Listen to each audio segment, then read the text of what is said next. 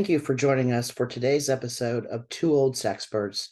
Today, we're talking about ways to support the LGBTQIA community. I am one of your hosts, Sean McGill, joined with co-host Sharon Potter. Today, we have a very special guest, Joanne M. Carroll. She is the Executive Director of Trans Advocacy PA, an organization committed to transgender informational-related research, public advocacy for transgender and LGBTQ identified persons, providing education to businesses, organizations, hospitals, schools, and churches on gender and sexuality, and direct institutional support of other related transgender or LGBTQ nonprofit organizations. On August 6th of 2018, Joanne was appointed by PA Governor Tom Wolf and was sworn in as a commissioner on the PA LGBTQ Affairs Commission. Her public service includes serving as a member of the Governor Wolf's LGBT Working Group and is an active member of Millersville University President's Commission for Gender and Sexuality. Joanne is the past president of Trans Central PA. As the primary voice for TCPA, she was on the road constantly across the Commonwealth, speaking to a variety of groups and organizations. She also functions as one of the three co-chairs of the internationally known Keystone Conference, which allows members, allies, supporters, spouses, and friends of the worldwide transgender community to come together for an informative, inspirational, and joyous experience. She's also served as a member of the PA Medical Society LGBT Health Disparities Task Force. Carroll is currently a member of the Transgender American Veterans Association, and in July of 2016, she was a Pennsylvania delegate to the 2016 Democratic National Convention. She is also a board member of the York, PA Equality Fest. Joanne was born in Calgary, Alberta, Canada, grew up in St. Paul, Minnesota, and has lived in Lancaster, PA for over 20 years.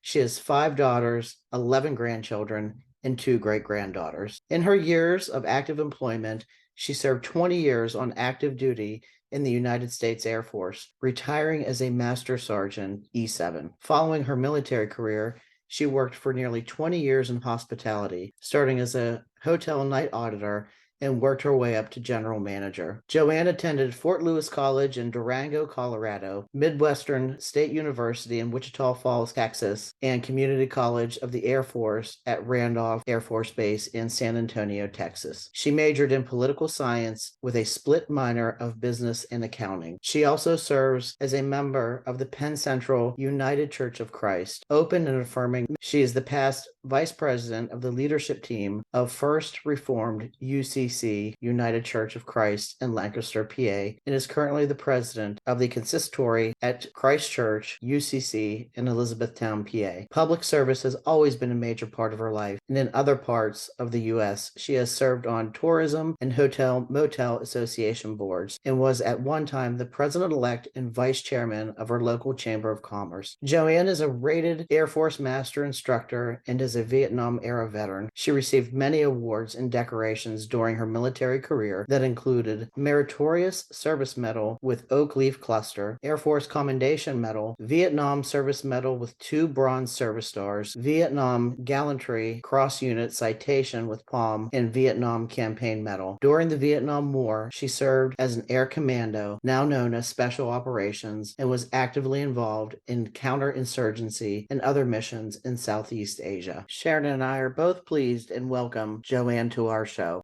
It's looking at people like you who have lived the experience, and I was. It's only because I'm old. Well, I'm 40. What am I? I don't even know how old I am. 47. Honey, I got shoes that age. I know you do, but I was really scared to make the transition as an older person. Yeah, me too. I was terrified of that experience. Yeah, I transitioned at 60, which was 22 years ago. And it's hard for me to even wrap my head around 22 years ago doing it, because 22 years ago, for me, it was safer to say I was a lesbian than to say I was trans. It was safer to me to say I was a straight male. Yeah. Well, yeah. And I think people also need to hear, we're supporting people with intellectual and developmental disabilities. So they already have that strike against them. There's this, fear, shame, so much attached to that. But when you throw in the I'm different gendered or I express my sexuality differently, that just like stops people in their tracks when you're working in this field. And Sharon, I'm sure you can speak a lot to I that. know. Well, I remember one situation that, I mean, it just seems so bizarre to me now, but there was a young man in his late 20s with a mild intellectual disability who every time they went out to a Target or a Walmart or wherever, he would steal women's underwear. Or if he went to his family, he'd go into his sister's room and steal underwear. The staff suddenly, I don't know where this came from, they somehow thought that he was going to harm them in some way, the female staff. And so anyway, I went in and I did an assessment and I talked to him. And of course, he didn't even know the word transgender, which I think probably he was. But what he said was, I just want to wear, soft things that feel good on me, and like a ruffly thing. That's all he wanted. So I said, have you thought about getting him some female underwear? And they were like, no. So, well, that might be a good idea. So they did. And, I mean, I said, you don't want him to get teased in the date program. So maybe you don't want to go to Victoria's Secret and get some frilly thing. But how about some soft blue or soft pink or pale yellow, cotton? He was perfectly fine. Not another word from them or from him. But it was so simple. And they just thought, oh, no, we can't do that. How they made a connection with he might harm us was so bizarre. Well, They and I think that's still true today because you look at these bathroom bills and you look at, and Yeah. I've said many times, we just want to pee. Like we're not in there to molest your children or rape anyone. No, that's reserved for priests and politicians.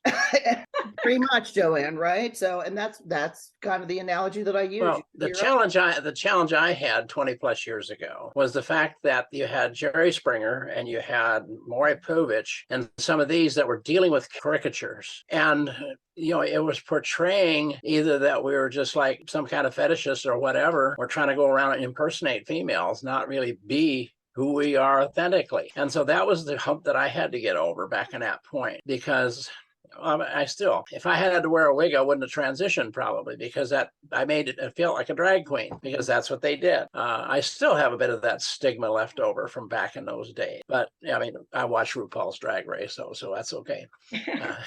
But you have your mother's hair, I think. Is that correct? No, actually, I have her face more than anything else. I got Daddy's hair. Dad's hair, your beautiful hair. Well, I also think about, Dr. Levine, Rachel Levine, who within the past 6 months, someone referred to her as Sir, again. And I think she just, with great dignity, said, would you, Sir, would you mind not misgendering me?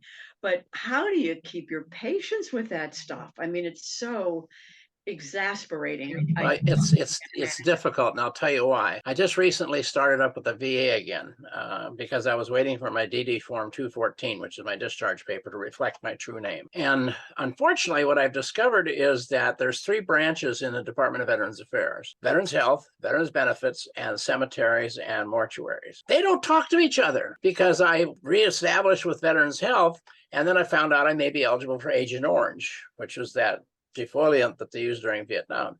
Yeah. And the bases I was at were now on the list, and I have diabetes 2, which was now one of the diseases. Okay, so what happens? I get a letter from Veterans Benefits with my dead name on it. Oh. And I got so PO'd, it was ridiculous. I couldn't believe I exploded as bad as I did. I should have anticipated something. Well, I sent him a letter and said, hey, knock it off. Damned if I didn't get another letter still to my dead name. Well, I come to find out that you have to update with all those branches individually. Oh, wow. And I had to send them my name change again. I had to send them all that garbage. Well, now guess what's on my hit list is to get the VA straightened out. Yeah. Well, and I don't think people realize the hoops that we have to go through for things just like name change. I mean, I felt like I was being interrogated just to change my birth certificate. It was insanity. And Sharon, like you said, I think we're going to have to talk more about even some of these processes, because people don't understand them, and it gets so overwhelming and frustrating to go through all of them too. Yeah. And I think about, children who identify very early. I mean, I have trans friends who say I knew when I was 5, I mean, people just know. But, to begin the maybe not medical, but to begin the process I just find it so interesting because if you begin the transition earlier, you don't have secondary sex characteristics later. But then there are all kinds of other things if you begin early because they're kids. How can they make a decision when they're 10 or 11 or so? I mean, it is Yeah, complicated. but the upside, Sharon, is though with blockers, if they change their mind at some point and decide drop the blockers and the hormones kick in like normal and they develop the secondary sex characteristics later. That's all. To get them later, yeah. Well, that's something that should be, out there and people should. Well, we try, but in every one of those circumstances, and I know we've done it in Texas, trying to get to convince those voters. I have friends that have spoken to the legislature in Texas time and time and time again and stressed that point, and they don't give a crap. They just, it's all about tribalism, I believe. And Yeah, tribes keep their people together by having a common enemy. And they no longer have same-sex marriage per se. They got rid of abortion. So really all they have left to do is pick on the LGBT community so they can villainize yeah, us and make us look like we're evil people. And then they've got somebody to hate. Oh, look at those people. Look what they're doing. They're channeling all this stuff into the kids. Oh, come on. yeah. You mentioned the legislature, and I sort of jumped into this, full force, connected to the legislature. Um, I was deputy director of Pennsylvania Protection and Advocacy, and I was testifying in front of the House Education Committee about outcomes-based education. So I did, and I finished. I sat down, and a young man went to the microphone. He was about 22 years old, I think, and he gave his name, and he said he was a gay man, but when he was in high school, he was beaten, he was harassed, he was humiliated, he had 2 suicide attempts. And then he said to the legislature, all men, all white men, probably straight, I don't know, I shouldn't assume that. But he said, it's still happening. What are you doing about it? And of course, they looked like they wanted to run out of the room because nobody wanted to do anything or didn't know what to do. So my husband was working with Barry Loveland at the time, and all that we had in Harrisburg was the switchboard. Mhm. So I talked to Tom about it, and when he saw Barry the next day, he said, Sharon wants to know if there's anything that she can do to help these kids. And Barry said, will you start a group? And I said, absolutely. So we had an article in the paper, and we, had scheduled the first night on the lower level of Planned Parenthood, in the basement of Planned Parenthood. And there were 7 kids that showed up, and one of them in the middle of it was a young Asian boy and young man, and he had his head down the whole time. And at one point, he looked up and said, "What you're doing is a very good thing." And he looked down again. And I remember, I don't know if you know Bob Cauldron, a pediatrician in Harrisburg. Um, I hope he's well. He's a little older than me, I think. But the very first night, he popped in, and he was like this bright, shining star. And he said, "This is wonderful. This is good." And he gave me a check. I don't know, $25 or 50. I don't even know what it was. I was so taken back. And then off we went. We met weekly, every week from 7 to 9. And the first part was a speaker or a topic, and the second part was, how you doing? What's happening in your life? And there was a lot happening with these kids. There were problems in school. There were problems with families. Some of them were, couch hopping or whatever you call that. Some were sleeping in their cars, and it was just pretty bad. But we then started a safe house network for kids that were pretty much homeless until you could work with their families and talk to their families. And then we worked with PFLAG that they could then support the families. If anybody doesn't know, that's Parents and friends parents of and friends of gays and lesbians and lesbians. gays. Yeah, lesbians and gays. But they haven't figured out a way to incorporate a T into that acronym, however. That's true. Yeah. Even although they added us to the mix. So Yeah, but they were incredibly helpful. We sometimes would do a group just for parents, which was really, really wonderful because they thought they did something wrong or their child was going to go to hell or whatever, and they needed to be with other parents who had LGBT kids, family members. So that often worked. But yeah, I mean, it was pretty extraordinary. And I remember Dr. Cauldron came back to be a speaker at one point, and in the middle of his talking with the kids, he said, I just want to tell you how brave I think you are, how courageous you are. He said, if I had your courage like 20, 30 years ago, whatever that was, He said, I could have spared someone I loved very much a lot of pain, and that was my wife.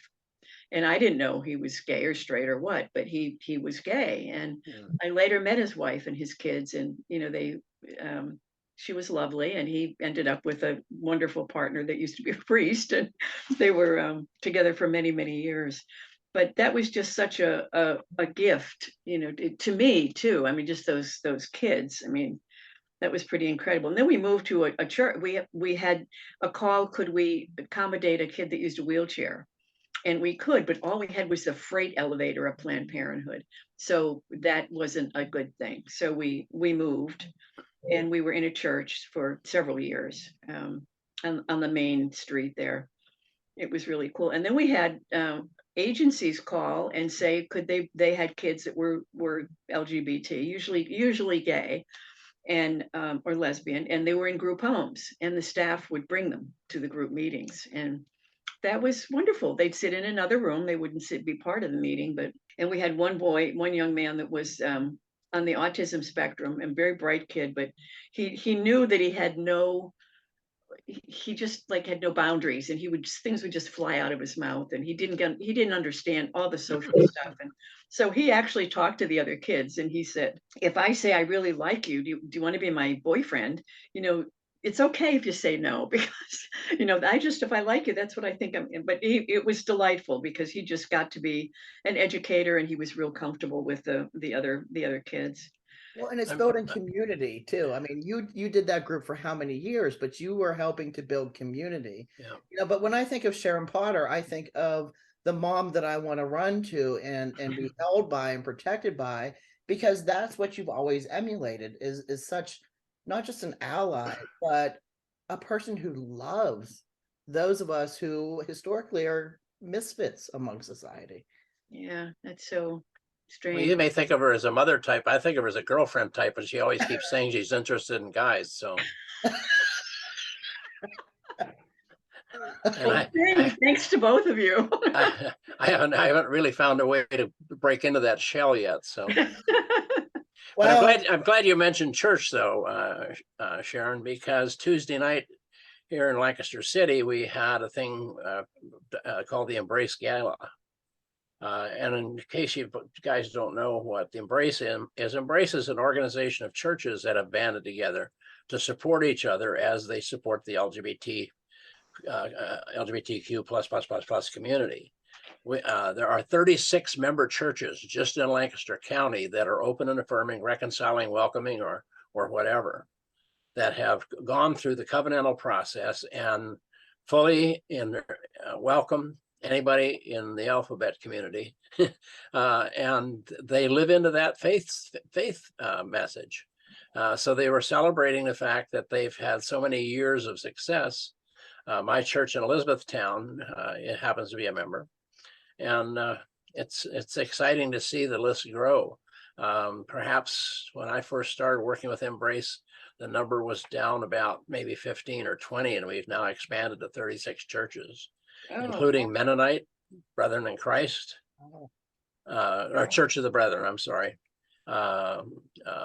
United Church of Christ, a couple of churches that were Methodists that are no longer Methodists, that they're independents, Presbyterian, and so on, Lutheran. So we've got a whole array of churches that are now, and that's where the biggest rejection we're facing.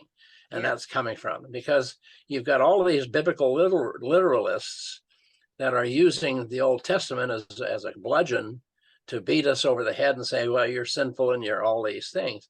And I'm sorry, but I'm an unapologetic follower of Jesus Christ.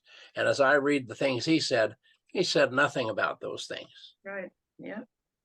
So that's where our biggest problem is coming from, is these self-styled Pharisees of the current day. I'm so glad you mentioned that, Joanne. We often would go, agencies would come or groups would ask us to come and speak. And if I went, I always had a kid with me, because that's who it was about. It wasn't about me.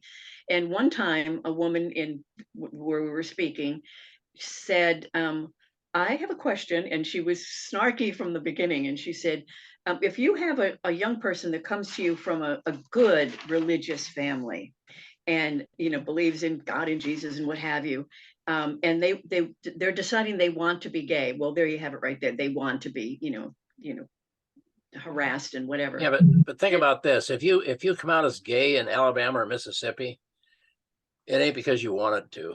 That's right. Yeah. But she said, what would you tell that child? What would you tell them? And I said, well, that's really easy for me. What I would tell them is you never want to be with a partner who abuses you and disrespects you, and you don't want to be in a church that does either. And there are a lot that are supportive. So I would suggest they find one. Yeah. He was like, oh my God, but that's true. You're absolutely right. I mean, in the name of Jesus, if Jesus returned to the earth, he'd be horrified. Well, I think he is anyway, and even if he hasn't come back. Yeah. Well, if he came back, I they post would this meme from time to time on my Facebook page. It says, if my child comes out to me as LGBT, but I spell it out, the full name's LGBTQ plus blah, blah, I'm going to kick him out of the house just so that I can prepare the greatest coming out party that's ever happened. And, and really, I'm so fortunate. My mother accepted me immediately. And that was amazing because this is a woman that grew up in strong conservative Christian ethics and beliefs. And she got it immediately. And I asked her one time, I said, Mom, how was it so easy for you? She says, honey, you're my child. Yeah. The first category in my command is to have to love you. Not because I have to, but because I want to.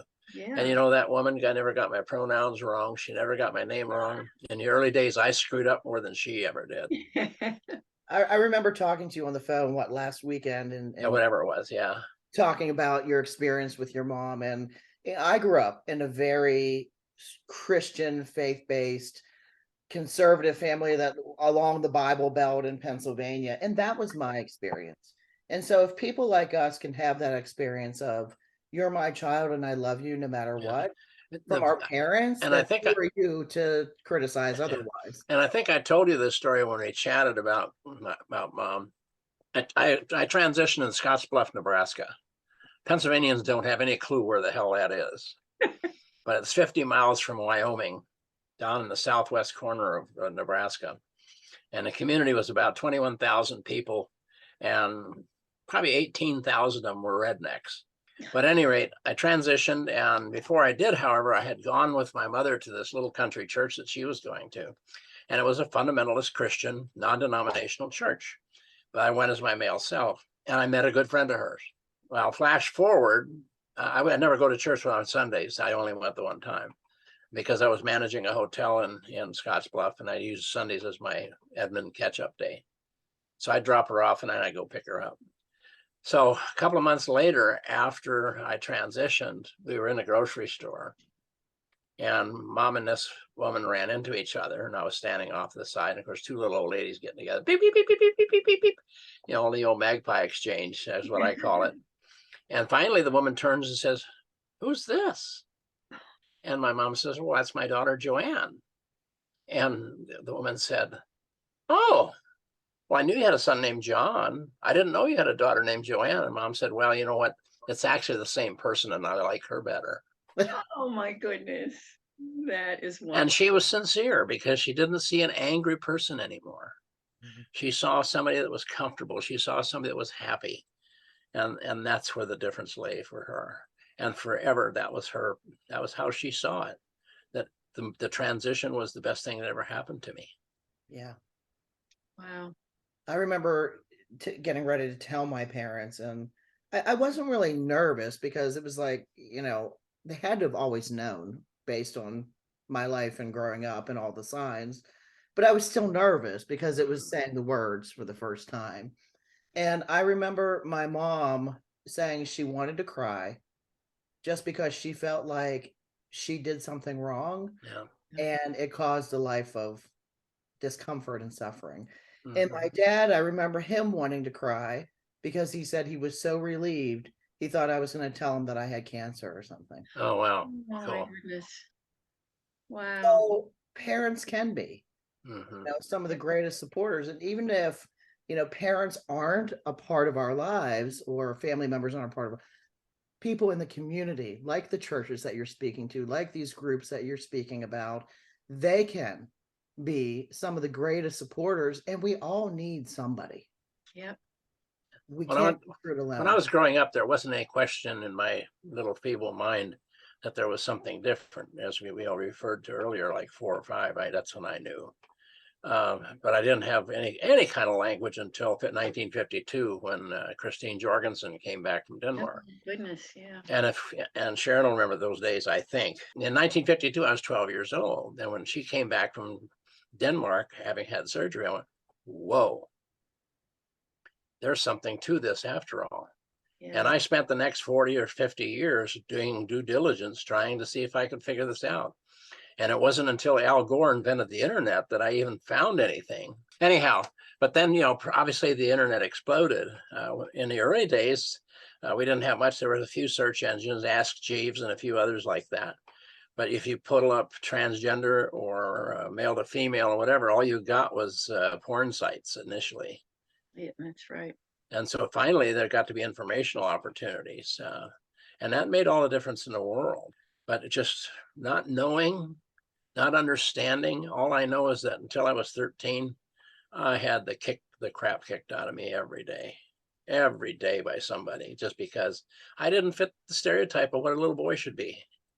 And I didn't know how to be that because I didn't want to be that. Yeah. All my best friends till I was 13 were all girls, especially when I was like up till about age 7. I was born in Canada, and I had 2 little girlfriends, Carolyn and Reva, and we were inseparable. We went everywhere together. We played house, we played dolls, we had tea parties, all the things any 3 little girls would do. But when I got to be 13, I realized I'm going to have to do something here to make sure to protect myself. So I joined, no, it wasn't really a gang, but it was the Hoods.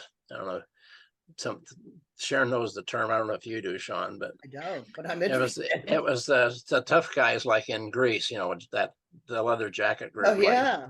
I So, pictured you with a switchblade or something. Yeah. well, I had one of those, and I had a leather jacket, and I had engineer boots. I was fitting the stereotype, but I had those as my peeps.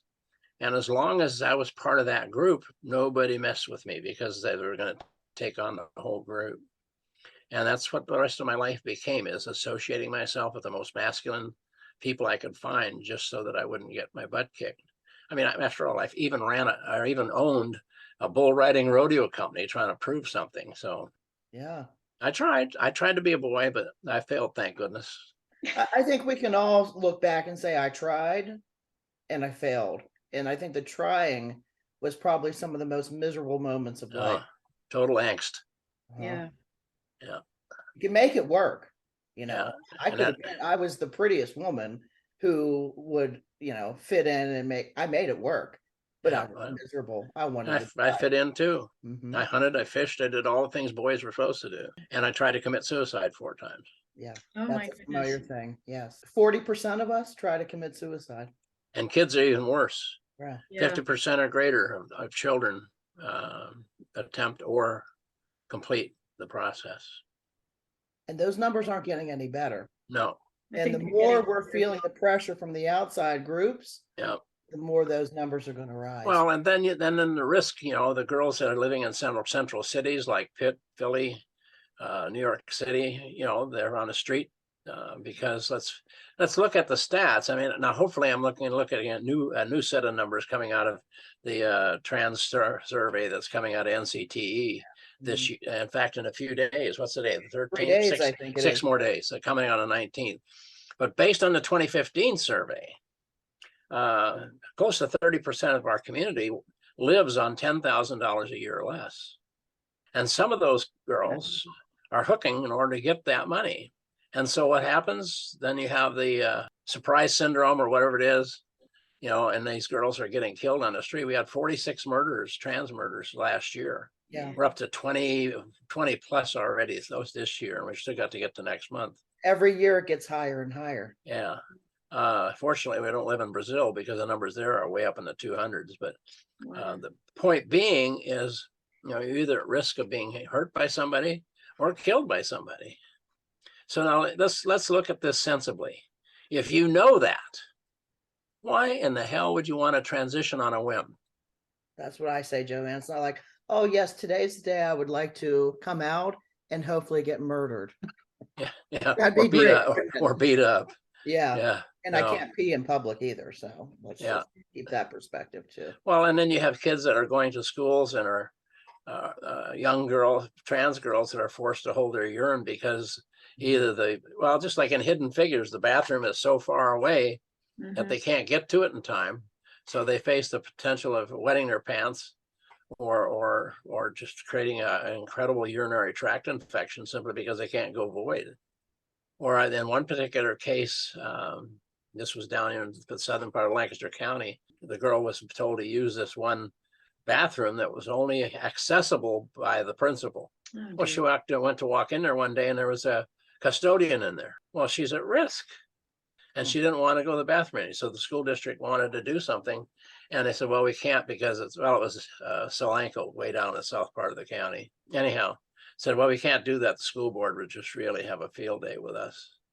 So that was before just shortly after we changed the rules on birth certificates. And we just told the mom, go to the Department of Health to get the girl's birth certificate changed. Then they dare them to do something because then you got the 14th Amendment of illegal search and seizure if they're going to do a panty check. So that's how we solve that problem.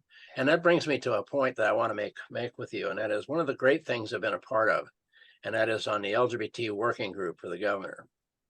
It started right about the time Tom Wolf took office, and he appointed a group of us. Rachel and I were the two trans women appointed to it. At that time, we had the executive director of Equality PA and the executive director of Pennsylvania Youth Congress. And so the four of us were the stakeholders. And the rest of the room was nothing but policy wonks from all the different, the policy departments of all the, like education, health, you pick a department of the government, and we were sitting around the table with them. We got 20 plus things changed in policy, including the fact that for gay couples, no longer did it have to say husband and wife. It could say parent and parent on the child's birth certificate. I want to applaud. We also got it changed that you didn't have to go through confirmation surgery to get your own birth certificate changed. As long as you were born in Pennsylvania, all you had to have was a doctor's certificate saying, hey, this person is living full time as a woman, has no intention of going back. Boom, changed. Saved my life on that one too. Wow. And that's just a sampling. The fact that you now can get an X on your driver's license if you're non-binary, that came out of that group. There's, like I said, there's 20 different things that we were able to accomplish on policy that managed to get that done. Now the birth certificate thing has changed a little bit. I don't know if Rachel had pushed it outside the envelope or whatever, but somebody in the Department of Health discovered that there was actually some legislation that set some criteria as to age limits on when you could change your birth certificate. So now the problem is you can do it anytime the child is up to age 7. You can change gender and name on the birth certificate. But once you get to age 7, you have to go through a court order. And that's so abusive because it's just, you're looking at $1,000 easily to get a lawyer involved to get that done. Well, there's a lot of families can't afford that. Right. So that one's kind of gone backwards just a little bit. But other than that, there's at least 19 others that were still intact from what we got done in that work group. Well, something else that came out of that group is, and I want you to hear this very clearly, whether you're a disabled person or non-disabled person, is courage came out of that group. Yeah. Watching Rachel combat the whole COVID pandemic and doing it with grace and poise was what gave me the courage. She is what gave me the courage to come out. Yeah, see, now you want to talk about pioneers. Let's give Rachel a props for that one. Oh my God. Absolutely. Amazing. She's amazing. Absolutely. And to work alongside of her for about 2 or 3 years was really exciting because we were co-chairs of the transgender health work group underneath that governor's work group. So if she wasn't available, I had to do the meetings and vice versa. So that was really a pleasure. And of course, I've known her all the way back to when. And you can fill in the blank on the when. So, I've known her forever. And of course, I was very visible at one point too. And in fact, she and I were probably the 2 most visible trans women in the Commonwealth at one point. And somebody asked me, aren't you worried about your safety? And I said, no. I said, I'm not going to live in fear. I said, besides which, if somebody wants to take me out, I get to see my mom earlier. Oh. Yeah, but I bet you could take someone out still. No, I'll tell you what, baby. Your switchblade days may come back. The estrogens have changed a whole lot. Well, I, it's interesting when I think of Rachel, I don't really know, I've met Rachel, I don't really know her well, but she was speaking at a conference and I was there and there were 100, 200 people, I guess. And I was somewhere in the audience. And as she was speaking, she said, I would like to acknowledge someone who's done some wonderful work with young LGBTQ people. And she had me stand up and I was flabbergasted. Like she didn't have to do that, Yes, she did. Oh, but it was just so, Yes, she did because of what you've done, girl. absolutely. yeah, but it was just so incredibly generous. And yeah, she's absolutely wonderful. She really is. I'm in touch with maybe 10 to 15 of I always call them the kids that are now in their 50s. And it's just so awesome to me that I'm still in touch with them. I was in the wedding of one of them, to know that they're doing well and most of them have partners, some of them have kids, and it's just lovely to be in touch with them. And Well, what's exciting for me, and I had that excitement this last Saturday. One of the girls that came out to Trans Central PA back when I was president got married to her girlfriend this last weekend, and I was the one who officiated it. oh wow. And so, that's the second one I've done like that. And so that's what's fun is Yeah. when you see them move on to the other parts of their life, like you're talking about your kids, Yeah. seeing them gravitate and gain a partner, Yeah. especially for trans women, because, it's not the easiest thing. In both cases, they married cis women. So, Yeah, I made a little note here about when you were talking about suicide that I had two experience. We didn't lose a kid in the 10 years that I did group. We did not lose anyone. I think we've lost kids since, but I just wanted to briefly talk about these. The one was living with a family and just got just really depressed and was having a hard time and attempted suicide. He was in the emergency room and somebody called me and I went down and he was in 4-point restraint, man. And this nurse was like Nurse Cratchit, she was just dreadful. And I remember her saying to him, when you can prove to me that you can behave, I'll take you out of the restraints. And I said, he wants to die. Why do you think he's not going to behave? And she said, you need to go. You're not even family. And I said, trust me, I am family and I'm not going. And I said, call security if you want to, but I'm not going. And she said, why? And I said, but because he knows me and he trusts me. And he did. And eventually she took him out of the damn things and he was okay. He did well and he's doing fine. The other one, which is really kind of funny, this was a kid who was inpatient and he put himself in inpatient. He was having lots of problems and he ran away and he went to, and I don't know what bar it was. It was a gay bar right in downtown Harrisburg. And he called me. It was about 12:30 at night. And he told me what happened. And he was in the bar and he had quite a bit to drink. So I went down and I used to have an Outback riding coat. I don't know if anybody knows what that is, but they're kind of long and you can horseback ride with them.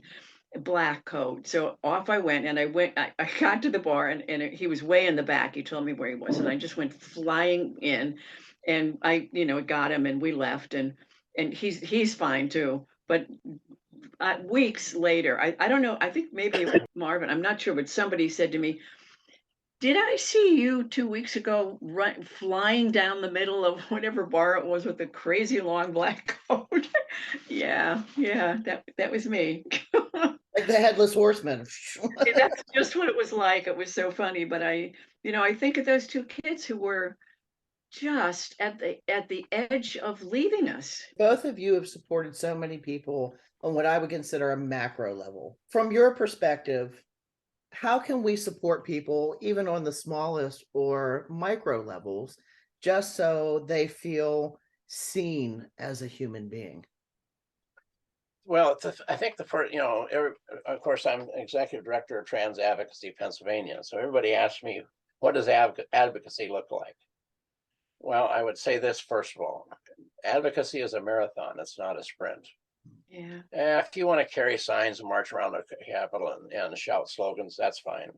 But that doesn't turn the tide. What happens is showing up day after day after day after day after day on message, letting people know that this is not something to be feared, that when I meet somebody that they don't see horns and a tail, they don't see me as a devil spawn, that they see me as a normal female just trying to live her life as well as she possibly can. That's the advocacy that we need. We just need to keep showing up. How do we do that for individuals? Just by simply coming alongside them as we encounter them. Because the biggest thing anybody needs is a friend. A few months ago, Oprah Winfrey did a series with Prince Harry, and they were doing a thing on depression. And they went through a whole series of different interviews with different people around the globe, about that were dealing with people suffering from depression. And then they came back at the end of it and did it like a summation. And that's exactly what they said. All people need that are suffering is to have somebody come alongside them and just be a friend, period. You don't have to say anything. You just have to be there. And as long as somebody, and you're in the social work genre, Sean, so you know what I'm saying. Yeah. It's a matter of getting that support. And it doesn't have to be demonstrable. It can just be silent and subtle. But that's how we turn the tide. And that's how we make the changes. If you look back to the 20 years that I've been living authentically, we didn't get the job done because somebody marched around the Capitol Square. We got the job done because people persevered and just kept working, Yeah. didn't get all upset about it. We just kept doing it quietly through Lambda Legal, through the Transgender Legal Defense Fund, through NCTE, through all the organizations that deal with people on a policy level. Even here in Pennsylvania, working with the LGBT work group of Governor Wolf's, and now with the commission. Those things are just working quietly, working steadily, and plugging along. But we're coming alongside people, and they know we are, and that's not just for trans people. Right. It's for the whole LGBT rainbow. Yeah. Well, even just other minority groups. It's what you're saying. And if you look at the explosion of social media, why is it being a success? Because people are trying to find community. Mhm. All they want to find is somebody that looks like them, acts like them, talks like them, whatever. Yeah. So that and they don't have to even actually share anything verbally. Just the fact that they're there with somebody that resembles all those same qualities that individual has. So advocacy is a marathon. It's not a sprint. Activism is what you do by coming alongside people. It's not about marching. It's not about waving a sign. It's also about, if you see something, say something. If you hear something, say something. So if you hear somebody denigrating somebody because they're trans or gay or whatever, call it out and say, excuse me, but that's really not appropriate. We'll report it if it's egregious, whatever it takes to help that individual that you're alongside feel like you're an ally.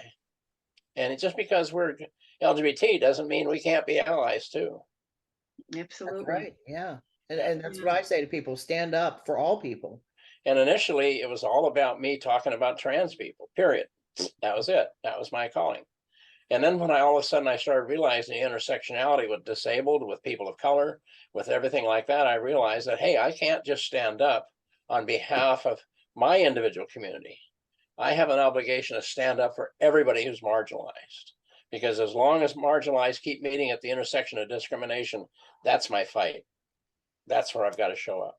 And I see it as branches of the military. All these minority groups are branches, right? We need all those branches to come together to win the war. Exactly. Yeah.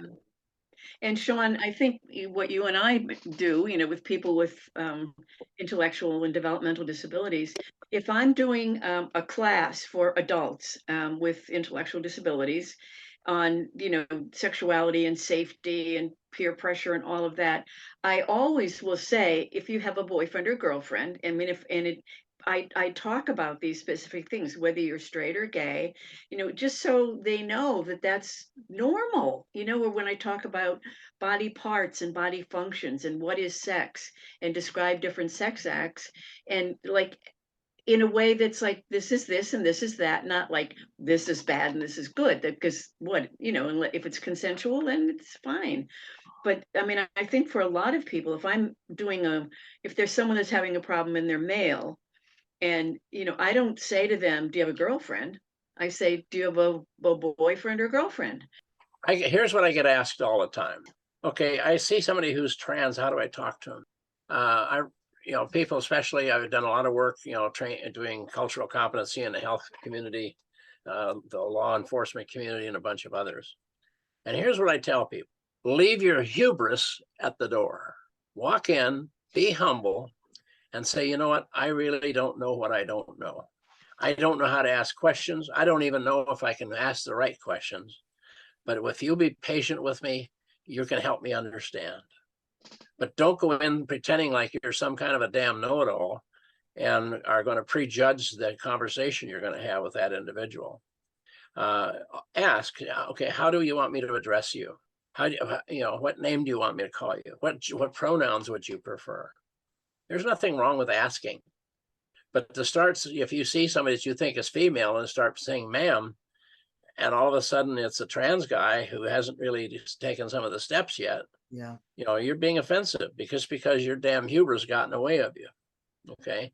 So that's how we do it. We need to stop misgendering people.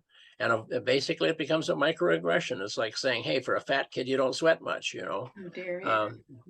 So my cautionary tale to people who may be watching or listening to this is, if you see somebody that you're not sure about, be nice. Ask them a question. If you see somebody that looks like a girl or looks like they're trying to be a girl in your bathroom and you're a female, leave it the hell alone. It's none of your business, Well, it kind of reminds me of those old bracelets too, the what would Jesus do? What you're describing, Joanne, is my belief exactly what Jesus would do. Yeah. Be and kind. did. Yes. Look how he treated the Samaritan woman at the well. He didn't put her down and ignore her. He found a way to communicate to her, and he did it pleasantly. Or the woman that was going to be stoned by the Pharisees, that he was without sin, cast the first stone. Let any of you that think you're all that, you go ahead and be the first one to say something. No, I don't think so. Because every one of us have a little skeleton buried in our closet someplace. So shut the hell up. Mm-hmm. That's my cautionary tale for people. And that is, don't assume a damn thing. Ask the questions politely. Nobody's going to get offended like that. I've been misgendered twice in actuality. And both times I was a patient at Old St. Joe's here in Lancaster. And so the registered nurse that was helping me get into bed that night, because they're going to keep me overnight for observation, said, "Good night, sir." And I went, "Excuse me, but what gender is it showing my chart?" Now I realize I don't have the most feminine sounding voice, and it's as good as it's going to get. I'm sorry. So he said, "Oh, I'm sorry, ma'am." I said, "Okay, thank you." So the next day, the cardiologist came in. We went through this whole litany of the things he was going to do and what, blah, blah, blah. He said, "Oh, I'll see you in the office, sir." And he went, "Oh, shit." He said, "I knew better than that." And he switched because I called him out. I said, what did you just say? And so I treat it like an education moment. Yeah. Don't get mad. Just help people understand. Yeah, I think the more we go with guns a-blazing, the more resistant people are going to be. Yeah. Yep. I think I've mentioned to you, Sean, that I was looking at my phone to see if I could find it to get the exact wording, but there's a little hospital in Tunkhannock, Pennsylvania called Tyler Memorial. We went there to have a blood test, and there was a little sign where you sign in. There was this little plaque, and it said something like, "Please let us know if your gender is different than your gender at birth. Please let us know so we can be respectful." We're having a little bit of trouble coming up with the right signage for bathrooms because we have to accommodate, disabled and everything else. So do you put the person in a wheelchair in a skirt or a pair of pants? I mean, that's almost as ridiculous as it is. Who gives a crap, Yeah. But even intake forms, I did a training last week, and just having your intake forms talk about what is your preferred name, what is your, preferred pronouns, that sort of thing. So before you even see a person, you can lay the framework for being a better supporter towards them too. Mm-hmm. And my bio will reflect the fact that I've been working with Millersville University for a while. And one of the things we ran into there was, in terms of dealing with the students with chosen name and chosen pronouns, well, we can't make changes to the student record because those are tied to FIA and to FASBA and all that kind of stuff. Yeah, you can. All it takes is a little internal tweaking in the programming to make that part localized and send the other part out to higher education and to Social Security. So that's not a big deal. Well, guess what? They finally figured out they know how to do it. And guess what? More colleges and post-secondaries have now realized, well, heck, if Millersville can do it, we can too. But you can produce a change, and You we bet. heard that too with the ISP. But you don't do it by screaming. You do it by just keeping showing up. You don't, and this could probably piss a lot of people off, but I feel the younger generation, I'm trying to help them understand you can't scream and bark so much, because when you're screaming and barking, then it feels like biting, and it's not going to produce the change that you want to see. Yeah.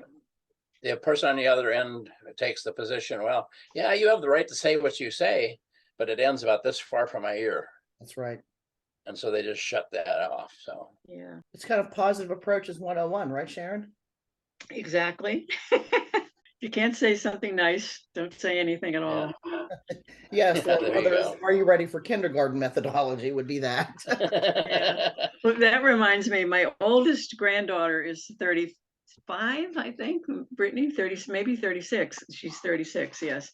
But they live in California. And when they first moved out, they were in San Francisco.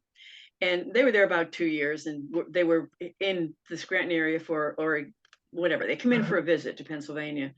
And after 2 or 3 days here, she said to her mother, "Mom, where are the mommies and mommies and the daddies and daddies?"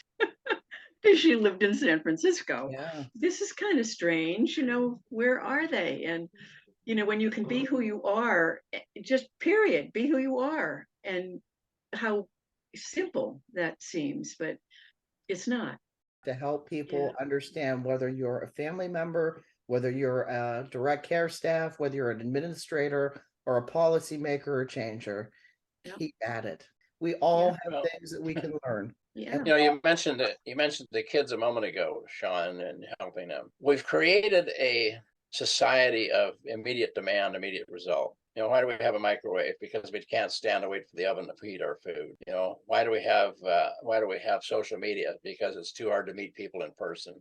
You actually have to come out of your home to go do that. So we want instant gratification on everything we do. So the younger people within our community, they want that instant gratification. If I scream at you long enough, something will change.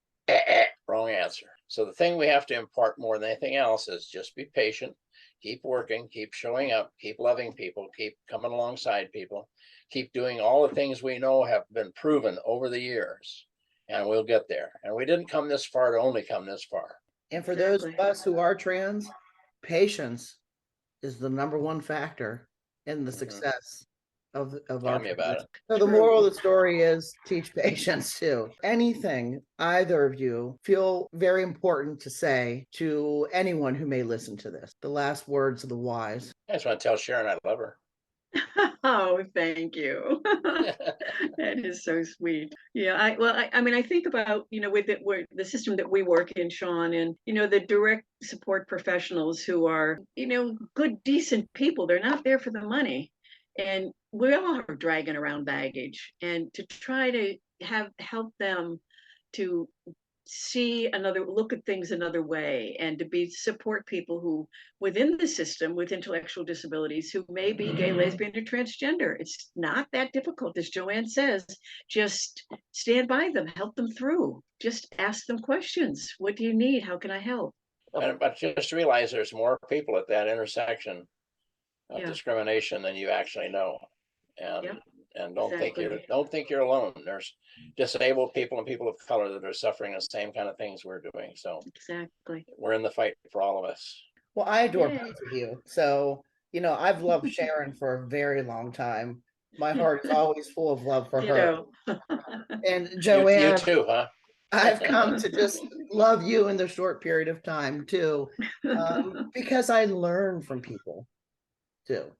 And that was a big reason for doing this podcast with Sharon is I've learned so much from Sharon, and I want to allow a platform to continue to teach the younger generation all of the things that she's taught us over the years.